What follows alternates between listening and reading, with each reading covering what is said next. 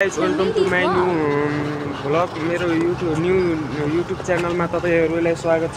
तपाईहरुले यस्तै मेरो भ्लग हेरेर तपाईहरुले फुल सपोर्ट र माया देखाइदिनु होला र तपाईहरुले फुल भिडियो हेरेर सपोर्ट देखाइदिनु र माया देखाइदिनु होला। धन्यवाद। मेरो बोल्ने पाली टोकलाई जान्छु। मसँग एउटा सुन्नुहोस्, तपाईँहरूले हामीलाई सपोर्ट गर्नुहोस् वा नगर्नुहोस्, हामीसँग पैसाको कमी छैन। यस्तो हो नि, पैसाको कमी छैन हामीसँग। त्यसपछि तपाईहरुले हामीलाई देख्न सक्नुहुन्छ। तपाईहरुले हामीले एउटा हेलिकप्टरै मगाएछौँ, तपाईहरुले हेर्न चाहनुहुन्छ भने म देखाइदिन्छौँ। हेर्नको लागि पनि लाइक सब्स्क्राइब गर्नु पर्यो, कमेन्ट गर्नु पर्यो। फर्स्ट भिडियो हाम्रो यो फर्स्ट भिडियोमा जोल साथी आएर कमेन्ट लाइक गर्छ। यो झोलामा 100 करोड जति राखेछौँ होला। लगभग फर्स्ट भिडियो हेर्ने मान्छेलाई पहिलोचोटि सबैभन्दा फर्स्टमा हेर्ने मान्छेलाई तपाईहरुलाई 1 करोड छुट्याइदिएको छौँ। पैसा दिएर छ कि त्यो भाइलाई बोल्न पनि मानेको छैन। त्यो भाइलाई गोरुको भएको छ पैसा उहाँलाई त हामीले लगभग 5 करोड दिएर बोकाएको छौँ। 5 करोड दिएर बोकाएको छौँ।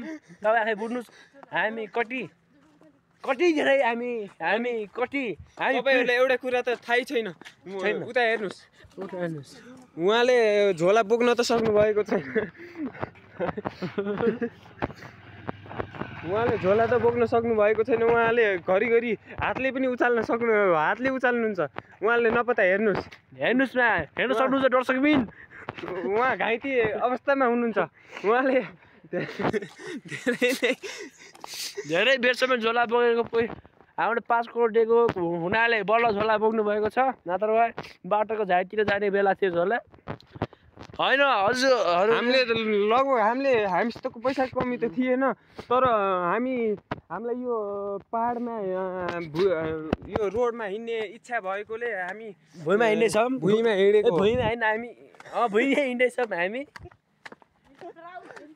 हाम्रो हेलिकप्टर हामीले उहाँ हेलिकप्टर आउँदैछ। तपाईहरुले एउटा सुन्नुहोस्, पहिला आवाज हेलिकप्टर मगाएको हामीले। देख्नुहोस् नदेख्नुहोस् तपाईँको हातमा छ। अनि तपाईँहरूले भिडियो हेलिकप्टर होइन, जेट पाइलट देखाइ पाइलट गरेर हाइबजाज लिएर आएको छौँ।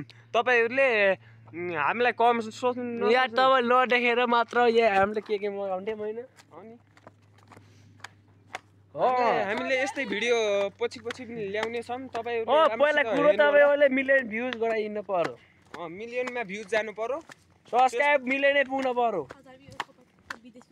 हामी त आज कपाल काट्न प्लेनमा गएर लगभग कति 80 करोड दिएर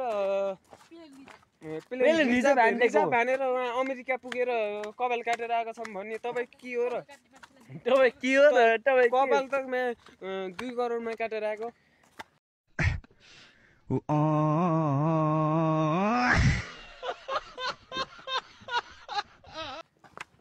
हामी यस्तो छौँ कि हामी गरिब हुनै मन लाग्दैन है। गरिब त कुरो गरिब हामी सोच्नै सक्दैन। हामीले बरु गरिबलाई धनी बनाइदिन्छ पनि। अनि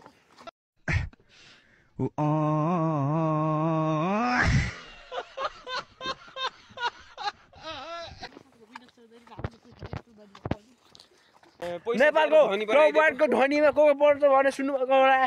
टपवानको धनीमा म पर्छु, तर विनोद चौधरी त्यो धनी होइन। त्यसलाई पैसा दिएर धनी बनाएको, त्यसलाई पैसा दिएको त्यो